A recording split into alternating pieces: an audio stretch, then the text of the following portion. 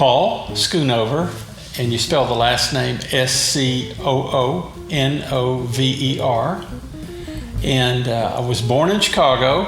I lived a couple places before I got down here in Knoxville, but I've been in Knoxville since '59, with the exception of 2 years in Mississippi and 4 years in the Navy.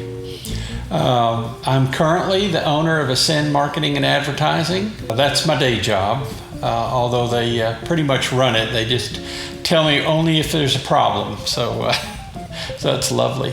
And then I've been doing art since, oh my gosh, the 5th grade. And that's a story in and of itself that you'll like. So, actually, I think I'll go ahead and tell you that story. My father wanted me to play the trombone, so I started playing the trombone in the band in the little elementary school. But the problem was I was sitting next to a gentleman by the name of Rusty Holloway, and he was playing the trombone. So in short order, I said, I don't think this is the right thing for me, because Rusty was just way too good for me. He was really good. And Rusty and I are still friends to this day. And he's actually teaching my wife, Diane Oakley.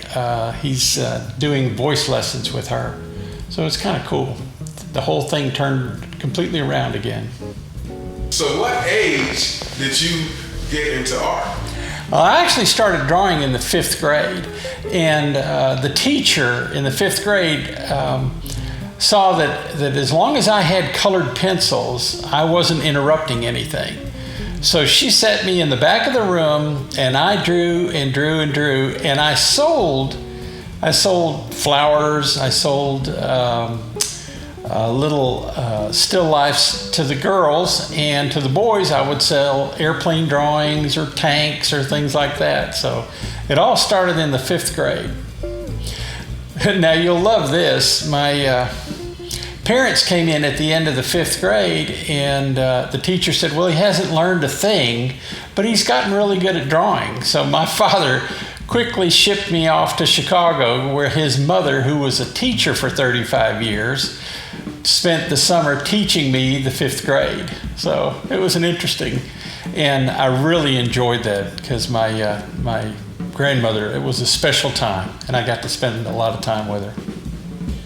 Do you recall if there was a point in your life or an event in your life that made you decide, like, okay, art is something I'm going to be doing for the rest of my life? Well, I went into service right out of high school. Matter of fact, I joined when I was 17 and went into the Navy. And it wasn't long that I was in the Navy that I painted things for the company commander and did art pieces. And it was like, I really love doing this. I should be doing this all the time. So that was when I made the commitment to, I'm going to do art. So that's, after I got out of the Navy, I spent 4 years at the University of Tennessee, and it was in printmaking. So I learned all about art through Byron McKeeby. He was a great professor over there.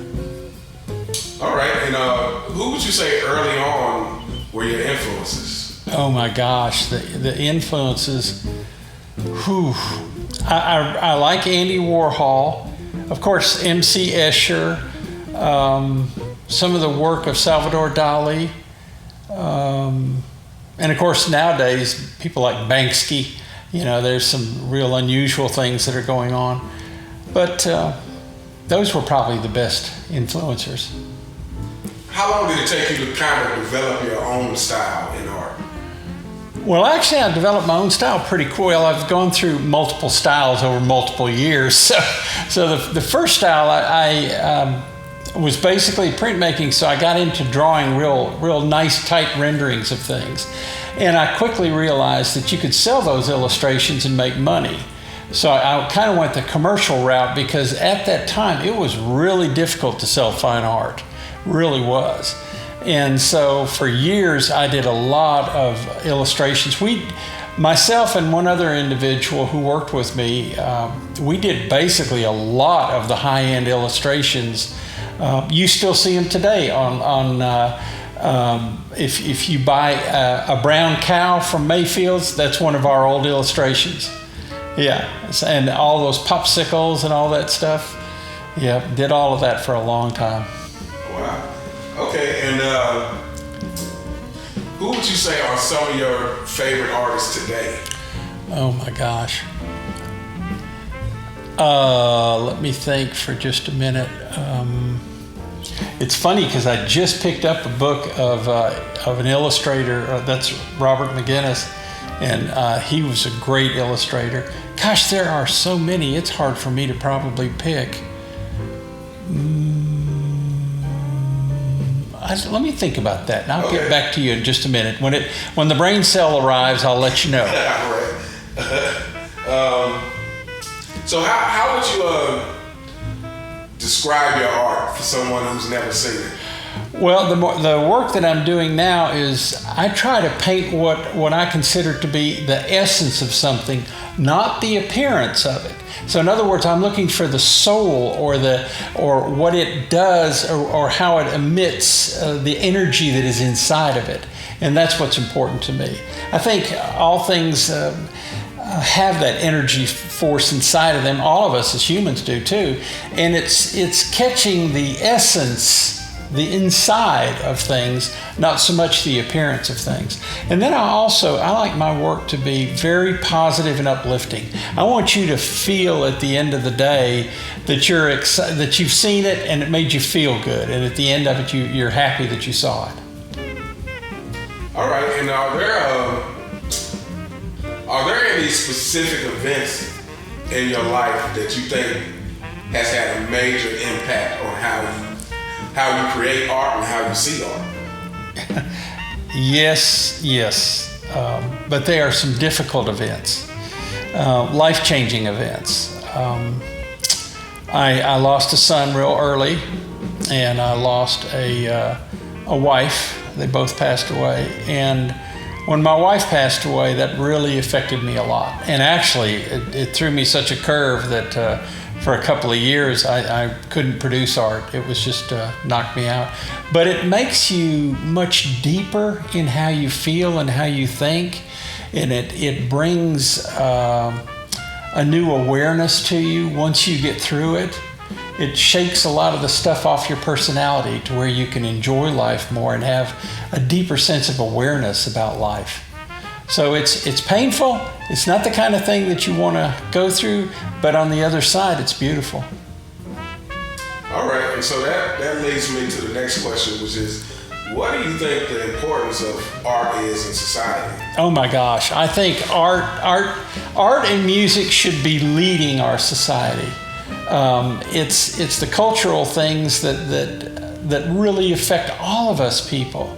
And art, to me, it should be inspirational. It should make you think. It should bring a new awareness to you, stop you long enough for you to really consider all of what's going on in life. And I think music has such an ability to touch us so deeply.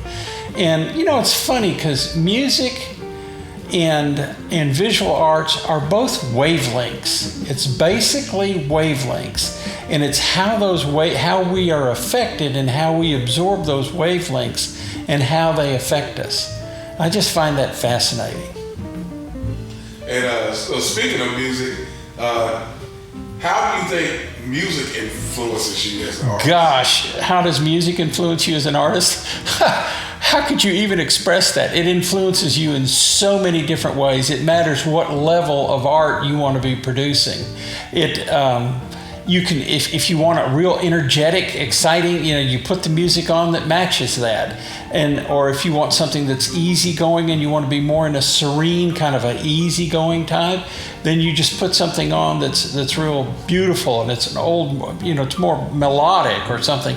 Or sometimes I'll listen to classic music every once in a while because I just love classical music.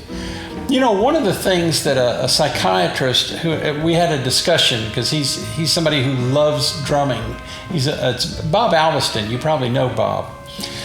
Bob and I talked one day, and he said, "How come you close your eyes when you listen to music?" And I said, "Bob, music creates all these visual things that I get to see. If I close my eyes, they just go all the time, and they're beautiful."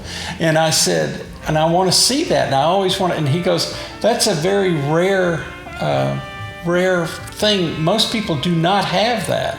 And I said, well, I just thought everybody did. And I said, I just love watching all what happens when I close my eyes and I just listen to the music. It's spectacular, absolutely spectacular.